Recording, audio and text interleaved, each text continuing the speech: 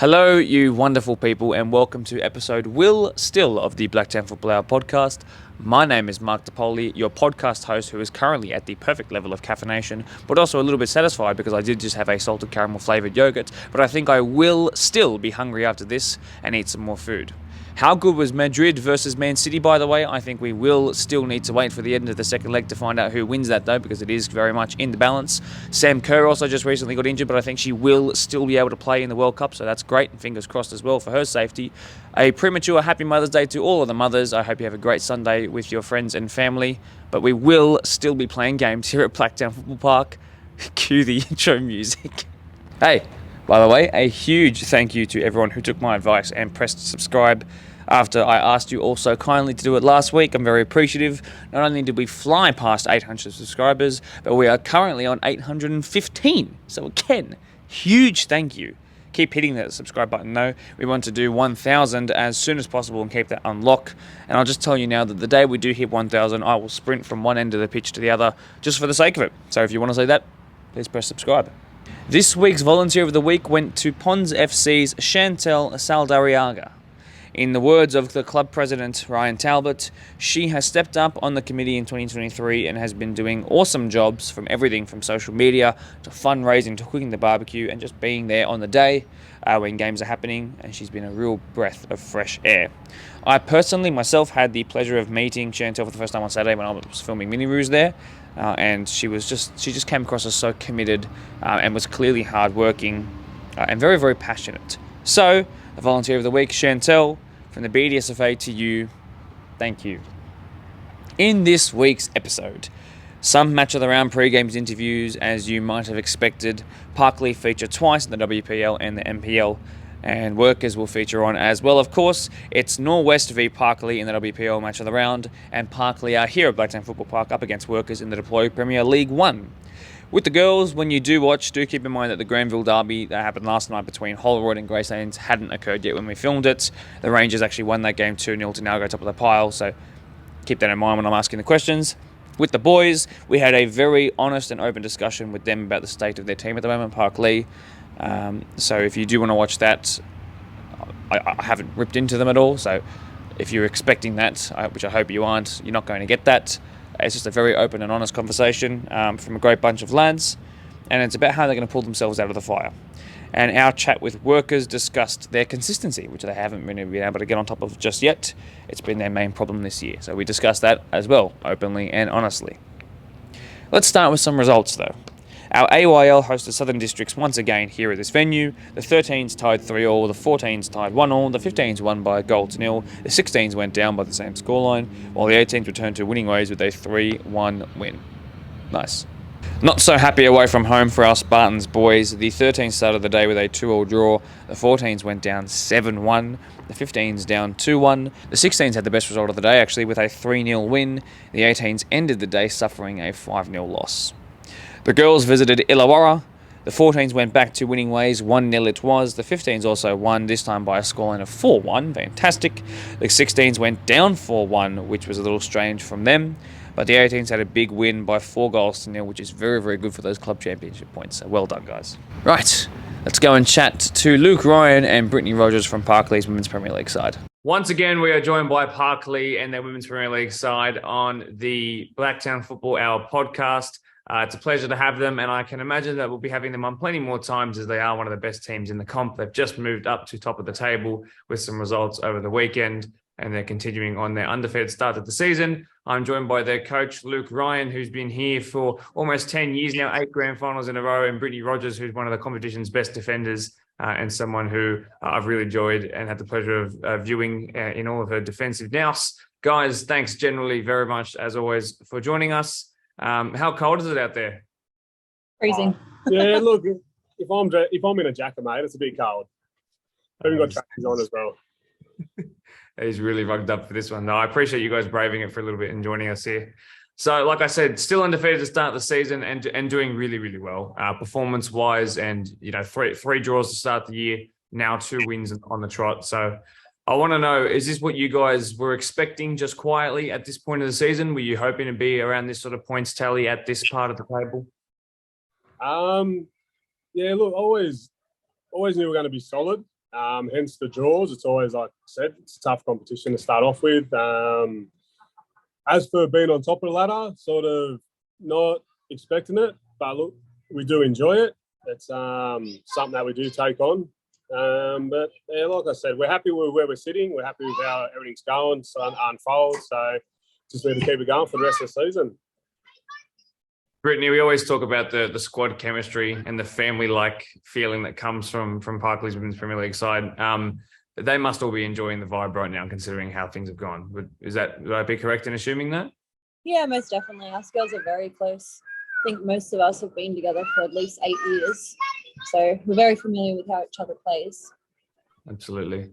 Now, you guys have played more games than the teams around you, which is something to mention. A lot of teams have played 5, but the ones who are sort of directly below you on the table, if you do go look and dribble, for example, they have a higher average points. So Greystanes are averaging 3 points a game, but they've only played 2 games to your 5. So it's a little bit skewed in that way.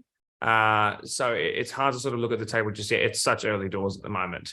But you know, you are on top, and that's a good thing that you can look at and see and visualize and continue being proud of. Do you think you're sort of worried about when the other teams will have those catch-up games? Are you worried that they'll leapfrog you? Like, are you constantly looking over your shoulder at the moment, or are you pretty settled and just looking to control your own destiny? Well, we're just pretty happy just like where we are at the moment. We're not going to sit there and look over our shoulders just yet. It's still, I think we're 5 games in, still in the first half of the season. So it's obviously things, as soon as we start the second half, things sort of start to pan out, and that's where you want to look to be sitting on the table. Obviously, it's going to change in the next couple of weeks. You know, I think we've got our bye, I think, in about 2 weeks, 3 weeks. So, you know, everything then starts to catch up and then starts to fizzle out. But like I said, where you sit on the table is obviously, you know, important sitting up top. But at the end of the day, too, you got to win every game. So it's, you know, it's sort of looking over your shoulder. If you're losing games, there's no point in looking. But if you're winning games, then that's you know, that's what's important about it. So I'll go to Brittany now for this one. You guys started with 3 draws, and I wonder if there was a bit of unfamiliarity with that sort of crept in, and you guys weren't used to drawing 3 games in a row. Usually you wouldn't go 3 games without putting 3 points on somewhere. Then you've turned the last 2 from 2 points, so 2 draws into 3 wins, 2 wins. So you've got the full 6 points from the last 2 games. That's what I'm trying to say. And that's been a really welcome change, I can imagine, and that's why it's bumped you right at the table. So what do you think has changed in the last fortnight or so that's turned those 1-pointers into 3-pointers? I think there's a lot of things to consider, like with it being a new season. A lot of the girls don't play sports on the off season, so it's just coming down to fitness. We're now all starting to get our fitness back again. We've got 3 new players. We're still learning how to gel with them and working out what works for us and doesn't work. So just as the weeks go on, I think we're just going to keep getting stronger and stronger together. Yeah, absolutely. Now, it's always good to talk about the last match of the round appearance when we have a team on for a second time around, and that's something I always like to do with our teams. So you had a 1-1 draw with Quakers Hill Juniors. Now, they've come a long way, as we mentioned, we talked about on that first match of the round preview, and you guys would have experienced that. They are performing a whole lot better. Obviously got their first win in the match of the round that just went by as well. So a lot's happened since that game, but if you can sort of cast your mind back, you know, you scored a freakishly amazing goal from a crazy angle, thanks to Cass. But you were solid otherwise, besides Quakers Hill's own pretty freakish goal, to be perfectly honest. So were you guys sort of happy with the fact that you made a comeback in that game? You know, you scored a good goal. Outside of that, the goal you considered you defended really well. How did you sort of view that game or review that game? Was it a decent point? Was it 3 points or 2 extra points lost? How did you view it, Luke? Look, they definitely did score a good goal. Got us on the counter. We haven't come across a keeper that can actually hit the ball, you know, so long. So that definitely caught us off guard in result. You know, they got a goal from it. But obviously since then we've taken that on board. And I think you could tell after about 10 minutes, you know, we sort of counteracted like the keeper's big kick. And then, yeah, it was, look, having a draw, I suppose, was sort of fair play. We did miss a lot of opportunities. I found that we were a bit more dominant. I just couldn't put the ball in the back of the net, I suppose, and that's, you know, that's a lot of teams go down that same path, putting the ball in the back of the net. So like I said, the draw is a good end result. like I said, just disappointing considering, we had a lot more chances, created a lot more in attack, and just couldn't put the ball in the back of the net at the end of the day. If you can cast your mind back again as well, Brett, when you did score that goal, it was around the 72nd minute, so there was still plenty of time to go in the game when Cass scored that wicked goal. Was that more of a sort of like when the final whistle went, for example? Was it like, okay, we've got a point for you, or was it? Do you feel more like you could have done better in that game, personally? Yeah, personally, most definitely, I reckon it wasn't the best game that we've played. We did have a few players out injured and sick, but at the end of the day, the team players that were on the field, we just didn't give our 120% like we usually do. So that ended up resulting that. But yeah, eager to see how we play next round with them. Now, interestingly, you're coming up against a team who about a fortnight ago, like you, started turning results into 3-point results. And if you're judging off the last 2 games, they are winning by some emphatic score lines, 10 goals scored, 1 goal conceded, and they're putting away teams out of nowhere. And we haven't had them in a match down yet, nor West, so it'll be very interesting to see what they bring to the live stream.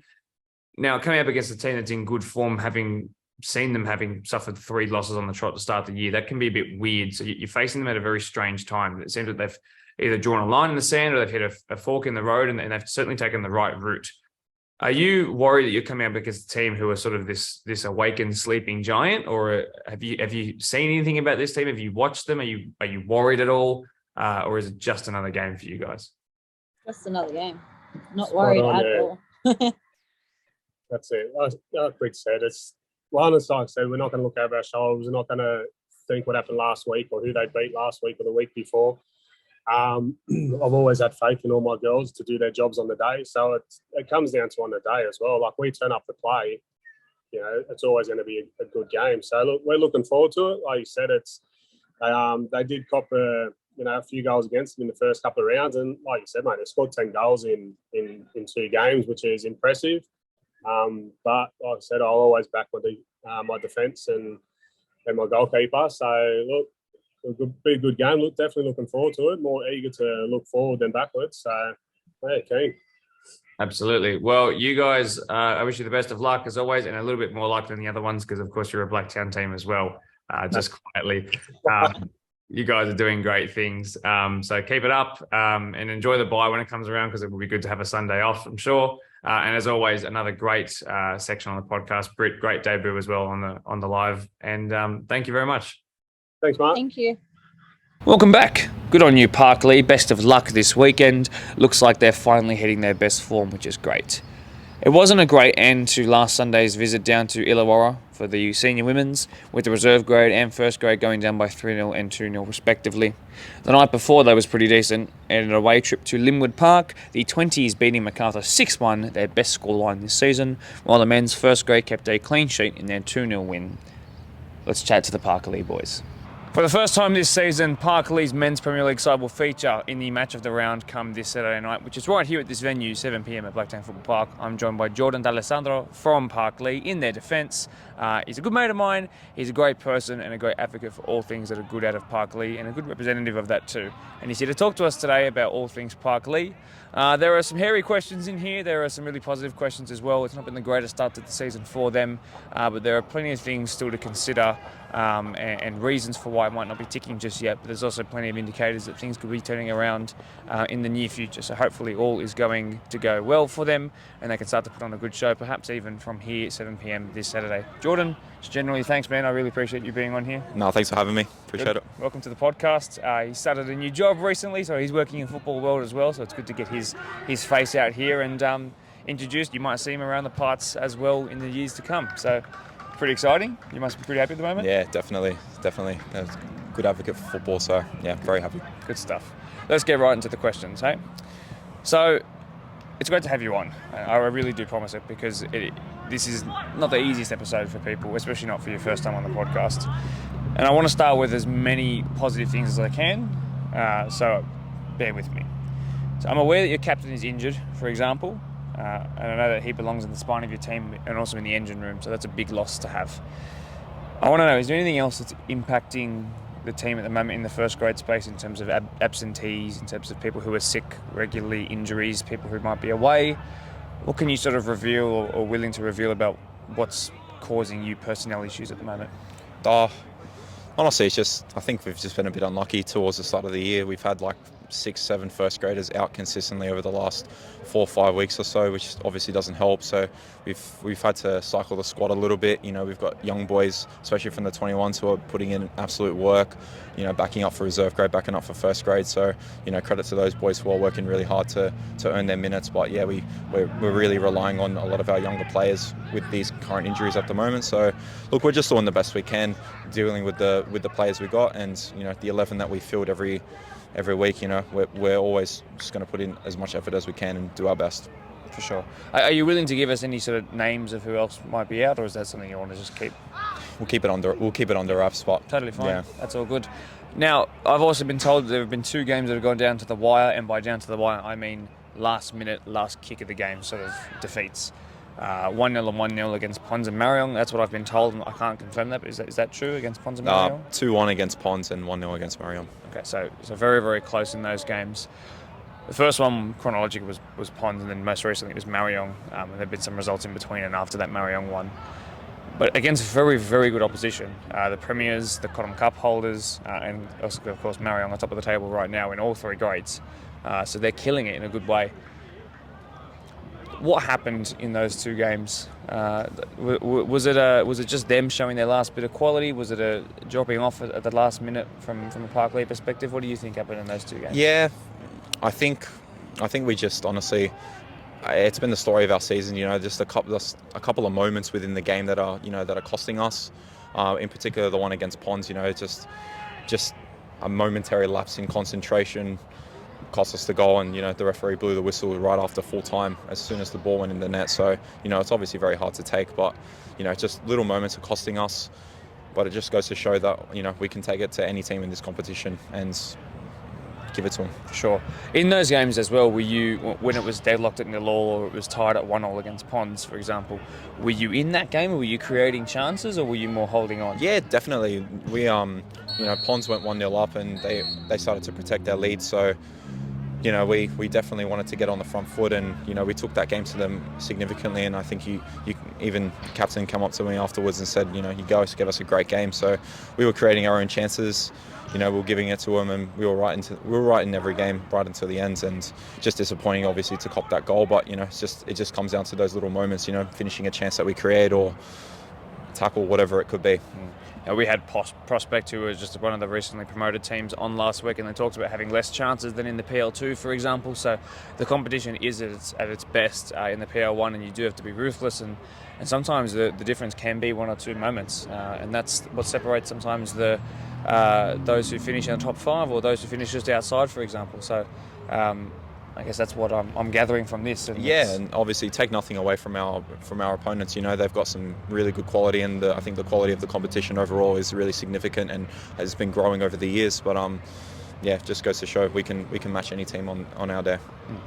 Now, aside from that, the reality is that you guys are bottom of the table at the moment.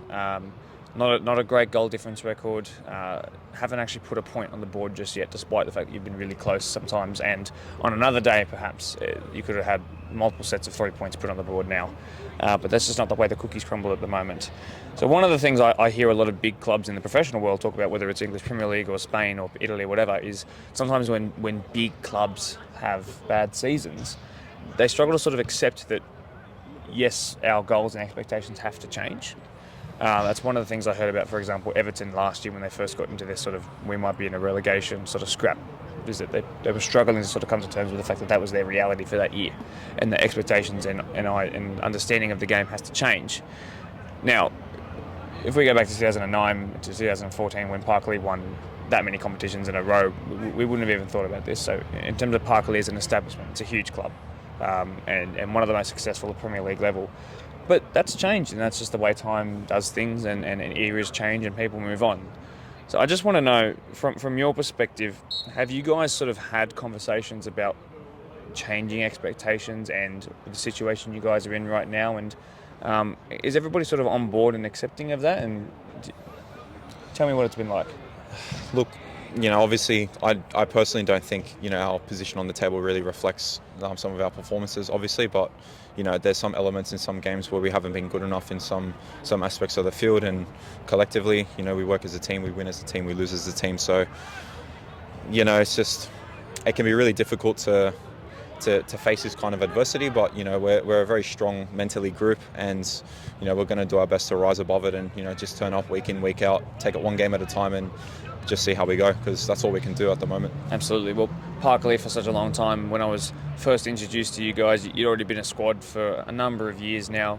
You've obviously been there since a 16-year-old, so that's a long time ago now. So you've been involved for a long time. But this squad have such good chemistry, and I can guess that would be hard if you're missing anywhere between 6 and 8 people per game. So I empathise with you on that way. But I'm sure that once those guys all come back, you'll be looking at certainly a more fit and firing squad. One of my last sort of big questions, unless something else jumps out at me, is you're coming up against a team who are quite inconsistent at the moment. They seem to be playing to kind of like you in a way, but they're playing to the level of who they're versing. So when Workers came up against Ponds in the match of the round, they beat them because they had to rise to that occasion. Whereas when they verse some teams who are sort of lower down the table or might not be as good on paper, they've sort of, excuse me for saying this, but dropped to that level. They've also just suffered a very strange loss, a 6-1 to Riverston, which was, I couldn't believe when I saw that result come through. Sometimes that just happens in football. For you guys to sort of get out of this position now, in the match of the round, I'm sure you want to do it in front of everybody and show the kind of football that you can play. Do you think coming up against a team who have sort of displayed these characteristics or traits, for example, this is a good time to come up against a team like Blacktown Workers? Yeah, I think...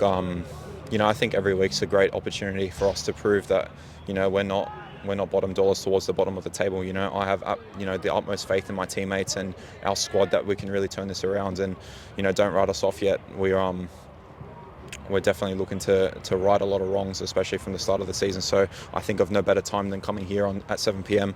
To get our 3 points, and that's what we're going to be looking to be doing. Excellent. Geordie, it's always very good to talk to you. I really do appreciate you being brave and coming on here and chatting about it.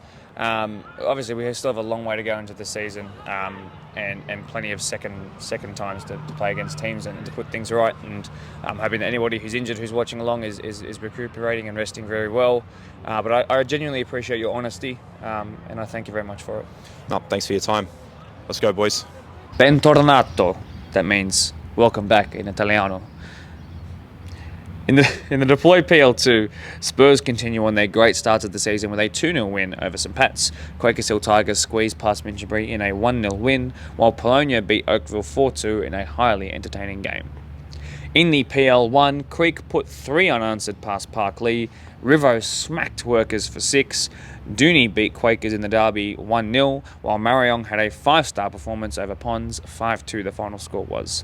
Prospect beat Ropes in the match of the round, so let's quickly analyse that. The first goal of the day was on 13 minutes when the now injured Michael Fasano hit this one from distance. It was struck well, but Jordan Davidson slipped and got nowhere near the ball.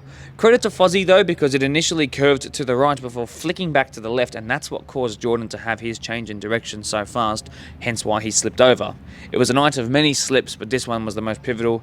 Hoping all the best for you, by the way, Michael Fasano. A good bit of fortune here 6.5 minutes later saw Francis Nweke's shot go well wide, but actually stay in the field of play. George Sarkos from right fullback recovers it really well high up the pitch, then does even better to get past his man, the out of position Blake Fufus. I spoke on the mic how what happened here was so awkward for Ropes. Playing their back 5 system means that their fullbacks are expected to hit high where possible, and they didn't really see this situation here as perilous, so they stayed up high. When the ball goes wide though, there's simply no one there to defend it, so Fufus gets pulled out. Then that means that there's more space for the runners of Prospect to find space in the goal mouth, and all it took was a simple shimmy past his man, and George was through with the space and time he needed. Easy square for Arben Zenelage, 2-0 it was. This third goal came 9 minutes before halftime, and it sealed the game really.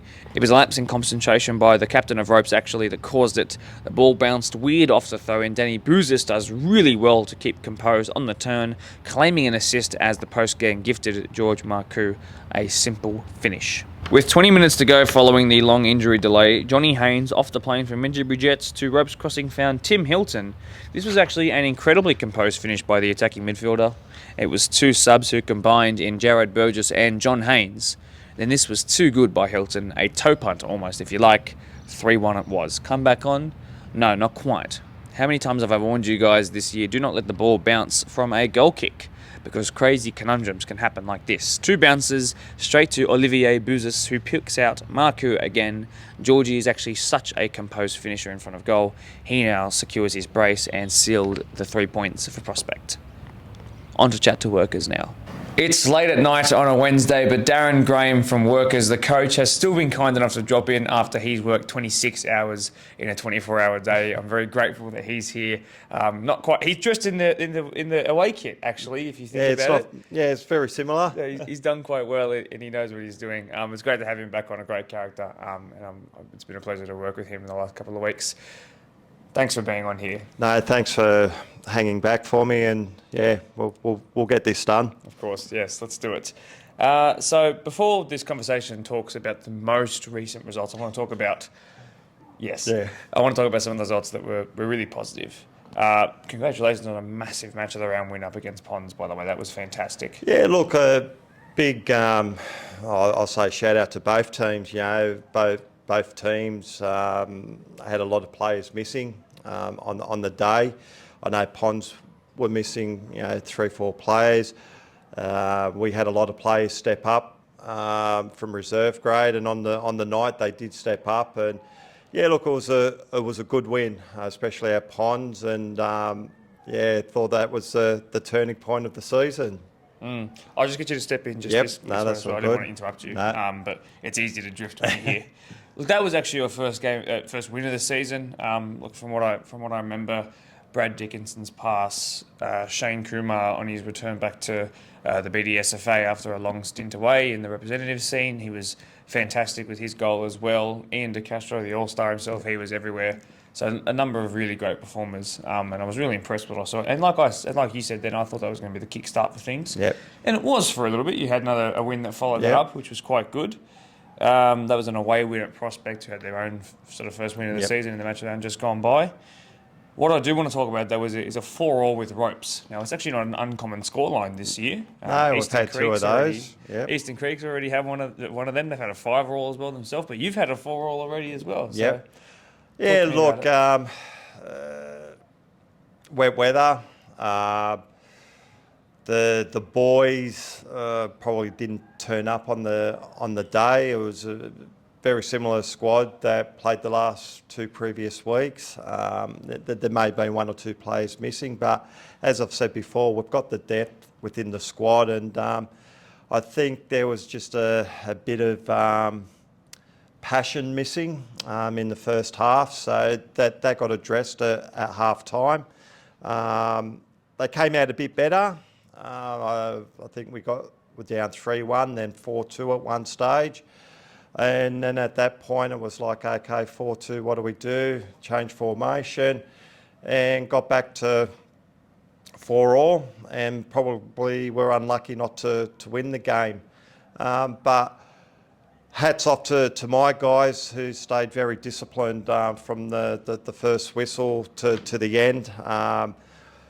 It was a game where we only received 2 yellow cards, and believe it or not, Ropes received 9, with one of those being a double yellow. So even though they were down, they kept their discipline, fought back to 4-all, and as I said, probably unlucky not to get the win on the night. Mm-hmm. Well, there you go. So that's the little catch up on the most recent games. Now, last week's game. Now, I know to drag you out here at 9:30, 10 o'clock at night and talk about the loss in the manner of which it was is difficult, but the reality is that I don't really know. I don't think anyone actually knows what to make of Riverstone this season. They have a 4-3 comeback win here in the match of the round, which everyone saw and was surprised by. Yep. They then lose 7-0. Yep. They then beat you 6-1. Yep. So from my perspective, in trying to judge them and write things about them and produce questions about them, it's difficult. But I love the challenge, and I think they're a really entertaining team no matter what game they play in and whoever they're up against.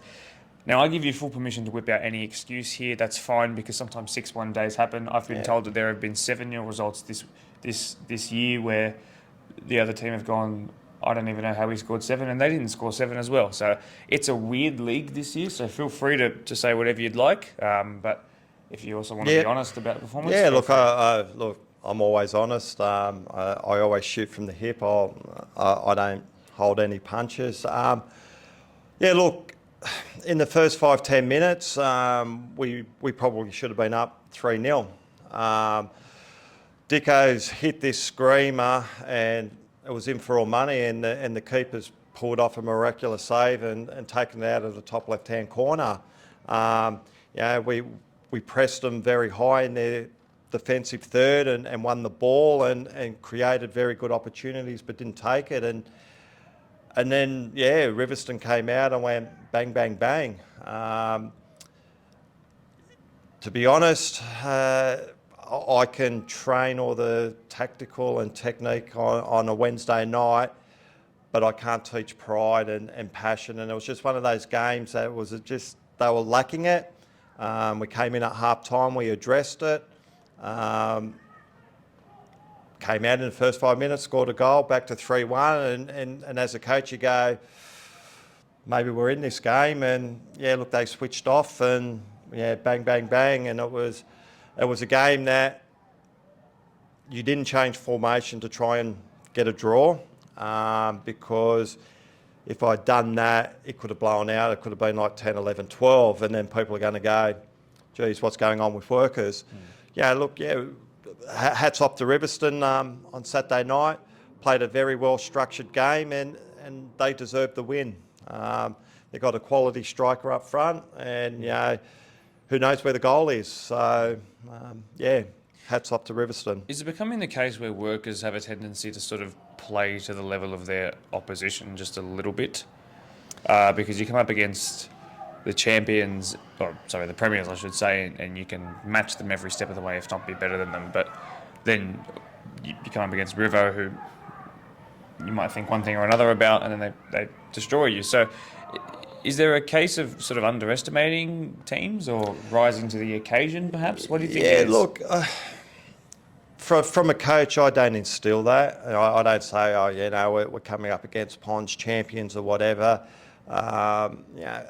Players, do they do it? Yeah, probably mentally they do. I know you look at the table, the players, I couldn't even tell you where we're sitting in the table. I'll tell you in a sec. All I worry about is, 3-4 weeks out of the season, where we're sitting and what we need to do to be in the finals. Seasons aren't won or lost in the first 4 or 5 rounds of a season. So, we've got a bit to do, but I'm still confident we'll be there in the end. Yeah, fantastic. Well, really well said. Very well said, actually. This week, you're playing up against, and I don't mean this offensively, but quite literally pointless Parkley. They haven't got a point on the board just yet, which is, having already spoken to them tonight, they are, and you'll see this when it goes live, I won't reveal everything, but they're aware that their situation is not quite perilous, but it needs pretty drastic action soon. So they're not becoming desperate, but I think that's around the corner. And they're going to start playing for what feels like all that it's worth, really, because they need to start putting some points on the board. So, they've scored 6 goals in 6 games. They've conceded 22. Now, having already spoken to them, like I said, they are actually very capable from what I'm hearing. There are games that have gone down to the wire for them against very good teams as well, where it's been last kick of the game that's put them behind. And that's deeply dampening to spirits for Parkley's case. So there is hunger and desire, but sometimes they are just getting beaten quite simply by a lot of goals. So considering the quality of your team, for you going into this match around this weekend, is it a minimum expectation to pick up all 3 points? Look, every week we want to pick up 3 points. We won't take Parkley lightly. In the past, we've been down 3-0 with Parkley at half time and come back and got a 3-all draw and got a point out of it. Their season's got to turn around. Hopefully it won't be this weekend, but there's going to be a point that they get things right and things start kicking and they'll start getting points. And, as you said, you look at the table, you've just given me the stats, they don't want to be relegated.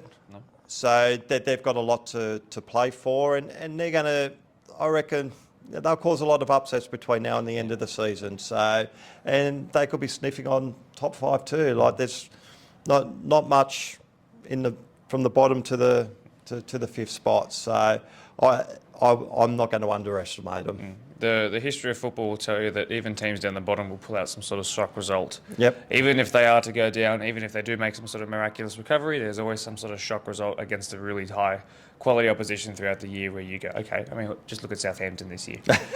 So very well this could be the weekend where it happens. I don't know. I'm hoping for the match of the round's sake, it's certainly an entertaining one. Yep. Now, I know you mentioned you hadn't looked at the table sort of closely yet, but just to confirm, you are the only top 5 team from last year, not currently sitting in the top 5. We are very, very early on in the season, which is good. Plenty more times for things to change and plenty more podcast appearances. Yep. Not at 9:30 at night, hopefully to happen for you. But I've come to the personal conclusion that you're just not playing your best football yet. I think that there's a level of consistency and gelling with the new squad members, particularly since you made so many new signings in midfield, for example, as someone scores outside at the late night. Sorry if you can hear that. Yeah. But yeah, I think there's still time before you come play your best football. So you might be of a different opinion, and that's fine. But I feel like your best game was actually that match of the round game up against Ponds, I'd say. Yeah, look, we've always, in the past, we've always stepped up and played quality games against the Ponds. And over the last probably couple of years, the results have either been 1-0, 2-1, draws. So there've never been blowouts, and it's always been a very, very tight tussle with the Ponds. Yeah, we probably need a bit of consistency, and players have come back from overseas, from their honeymoons, and players are slowly coming back from injury. So we're nearly getting back to a full squad. I think we've still got about 6 players out in injury. But as I said, we've got the depth there, but it will be nice that once everyone's back, just to get a good core that's there every week, so it's not being chopped and changed. So yeah, we'll be there. Sorry. How long do you think until we can see Workers back to playing the sort of football that got you 2 penalty kicks from a grand final last year? I'd like to say this weekend. We've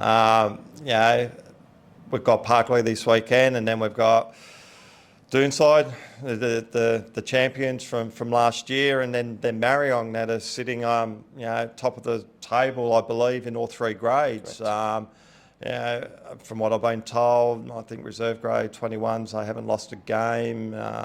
First grade's either a draw or something like that. We get over this weekend, and then we've got 2 big games, and that could be the telling point of our season. But yeah, I'd like to have the discussion probably halfway through second round to see where we're sitting, and people start to know what teams are doing, and we'll see. Absolutely. Well, it was about the second half of the season that you guys sort of started pulling away from ropes in 6th place last year, and that top 5 really solidified itself. Yep. Probably towards the 2/3 mark at the season. It was done by then. I'm really excited for this match of the round this weekend, just because you guys have a habit of making games really, really entertaining, for better or for worse. From the neutral perspective, that's great for me. Yeah. And I think Parkley have a point to prove, and if it's what I'm hearing and what I've been told is very true about last kick of the game, losses or points dropped, then I think we're in for a real tight game. Yeah, look, and I believe we're here on Saturday. Yeah, 7 p.m. by the way. So 7 p.m. So both teams are going to be out of sync a bit from our normal 4 o'clock kickoff, like a 7 o'clock kickoff. It can work for some teams and it can work against others. So we'll wait and see at 10 o'clock what the result is. That's exactly right. Darren, I very much appreciate your time. Thank you. Thank you as always. مرحبا بعودتك. Well, that's Arabic for welcome back. In the Women's Premier League, Parkley handed Castle United their first loss of the season, winning 2-1. Norwest smashed Marion 6-1 at Francesco Reserve, as Quakers Hill Juniors beat Winston Hill Bears 2-1 in the match of the round here at Blacktown Football Park. 10 minutes is proving to be the lucky time for Quakers Hill in these match of the round games, with Jenna Howe and Jamie Combo doubling up on Loudon, the fullback for Winston Hills. Jenna Howe then proceeds to whip in one of the finest crosses I've seen in a long time, and Marion Schroeder scores again. A wonderful headed finish, but honestly though, the cross is unreal. Well done, Jenna. Well done, Marion. 1-0 Quakers. Just shy of the hour mark and they would double their lead. Winston Hills I have to commend for being brave to try and play it out from the back, but if you do, you need to do it properly and carefully. Twice they could have cleared their lines and twice they didn't. Then it was allowed in at the near post, a shot that was hit so perfectly between arm and hip. On another day they get saved, but not today, and 2-0 it was to Quakers. Chileika's through ball was weighted perfectly just 15 minutes later. Sophia Grech was sent through in a foot race with Leah Outscorn, and she legally bodies the defender off the ball before whipping this with pace. Some real pace beyond Ella Wilson in goal. This was seriously a world-class finish. What a strike. 2-1, but that would be how it ended. Well, that's all we've got time for, ladies and gentlemen, but I'd like to thank you all as ever for watching the Blacktown Football Hour podcast. I'm sure I will still see you back next week when you click on to episode number Melbourne Victory. It's been great to have you. Thank you for sticking around to the end. Congrats to Chantel from Pons FC for being the Volunteer of the Week. Congrats to all of our teams who had great results over the weekend. Good luck to everyone playing this weekend. Stay injury-free and remember to be nice to your referees, please. But until then, happy Mother's Day, and cue the outro music.